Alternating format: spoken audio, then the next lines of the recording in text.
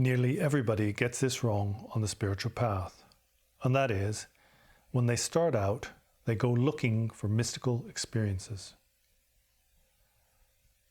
And because of this, then so very few people actually achieve the results of practice. And you might ask, well, why is this a mistake? Well, it's like trying to build a megatall skyscraper, starting by building the top floor and then working your way down.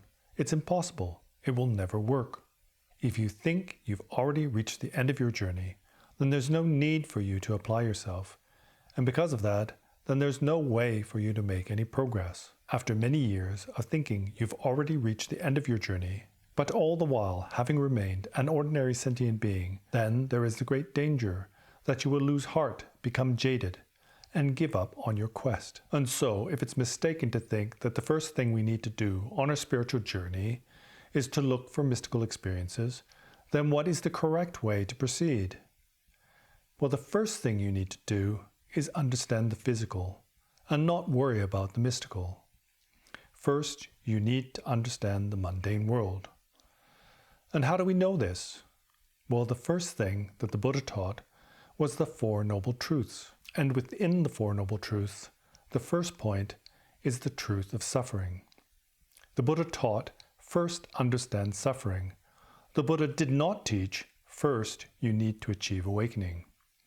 Without first understanding suffering and the causes of suffering, then there is no way for us to achieve the result, which is liberation from the mundane world. When you might say, the Buddha taught all sentient beings are Buddha, everything is empty, and because of this, you may think that you don't need to contemplate on the suffering of the mundane world.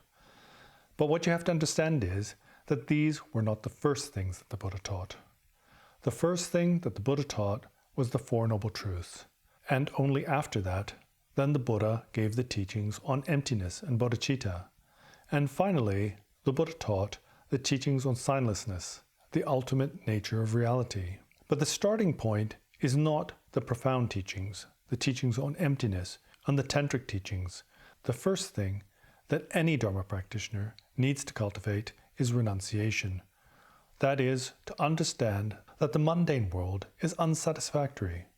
The kind of mystical and magical experiences we're looking for are experiences of infinite consciousness or transcendent peace. And exactly why it is a danger to go looking for these experiences is that human beings are extremely skillful at fabrication. And because we're so good at fabricating, we get ourselves into a lot of trouble. The creative power of the mind is able to fabricate just about anything. And as someone new to the spiritual path, there is always the danger that we will convince ourselves that what is basically an ordinary human experience is something divine. And this does nothing to benefit us on our spiritual journey. Progress on the spiritual journey is accompanied with a transformation of one's basic nature. People who are showing signs of progress in their practice develop what are called spiritual qualities. And principal among these is the altruistic mind. The altruistic mind accompanied with a natural humility. For someone who is having valid experiences of emptiness, along with that will naturally come a reduction in self-clinging. And with a reduction in self-clinging, naturally will come humility. And that's because we lose our pride. You can immediately tell when somebody's practice isn't going well, because they become very small-minded. They become more irritable and angry individuals, and also they become more proud. Someone with spiritual qualities becomes transparent. They're not easily affected by the statements of others, and they're certainly not going to get angry when somebody else challenges their view. What you find these days is everyone is claiming awakening. They see it to be something commonplace, and also something that is easy to achieve. But this is based on self-deception, and it's reinforced by this natural creative power of the mind, this ability of the mind to fabricate. But for somebody who understands meditation, they can immediately identify the self-contradictions that exist in the statements of those who do not understand meditation. And one of the most glaringly obvious signs that somebody doesn't understand meditation is that they believe awakening to be easy. But I get it. I understand why people find it so difficult to progress in the stages of the spiritual path. And that's because we're motivated by our wish to escape personal suffering. We don't want to suffer, we want to feel happy, and so naturally, we don't want to dwell on the truth of suffering. We don't want to think about the causes of suffering. We just want to escape the mundane world. And so what we do is, we escape into fabricated mystical experiences. What we're doing in our meditation is we're trying to find a happy place. We're motivated by our self-interest, and in the end, our practice becomes nothing other than a completely worldly activity. I mean, if you look at it, this is basically what we do in our worldly lives. We go looking for things to entertain us. What is taught in the Buddha Dharma is somebody who clings to the experiences of this life can never be a spiritual practitioner.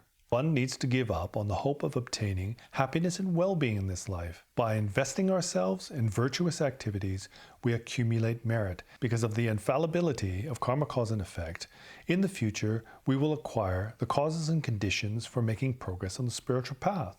But instead what we do is we sit on our cushion and we look for something to make us feel good. The motivation for our spiritual practice is no better than our normal worldly ambitions. Someone who has diligently applied themselves to meditation will be well aware that from time to time experiences of bliss and peace arise. The question is, if this experience of bliss or peace is something significant, then why doesn't that benefit us in the long run? What happens is we focus on our feelings of well-being, but after some time the mind gets bored, and then we return to relating to the world in a completely normal manner, just as we did before. If your meditation is effective, then there will be a significant change in your life. Meditation is not about understanding a new concept. The word meditation means to cultivate. We have to habituate or train ourselves. And unless we habituate ourselves to a new way of thinking, then there will be no significant transformation of our outlook in life. And because of that, then we will gain no long-term benefits from our meditation. I understand that you want to overcome suffering, that you want to be free from the troubles of the mundane world. As it is taught in the Way of the Bodhisattva by Shantideva, whatever happiness there is in the world, all of it comes from thinking about the benefit of others. And whatever suffering there is in the world, all of that comes from thinking of one's own benefit. So do your best to overcome your selfish tendencies, the desire to escape samsara, seek happiness for one's own benefit. And it is my sincere wish that you should achieve awakening and liberation from suffering in the mundane world. But in order to do that, you need to transform your ordinary way of thinking. It's not as if I'm trying to stop you from having pleasant experiences, but in the long run, looking for these mystical experiences will be the fundamental obstacle to you achieving your goal. And contrary to commonly held belief, then liberation or transcendence isn't about running away from the mundane world. The foundation for achieving transcendence is to understand the mundane world, to understand suffering and the causes of suffering. Through a profound inner contemplation of the causes of suffering, what one comes to understand is the path to liberation, and with this comes great hope and enthusiasm. And where there is enthusiasm, then one's goals are easily achieved. And so may you swiftly achieve your goals without hardship if you come to understand this great opportunity that you now have. You will be grateful for this precious human existence, and always be able to apply yourself with diligence to practice. So until next time, then see you later.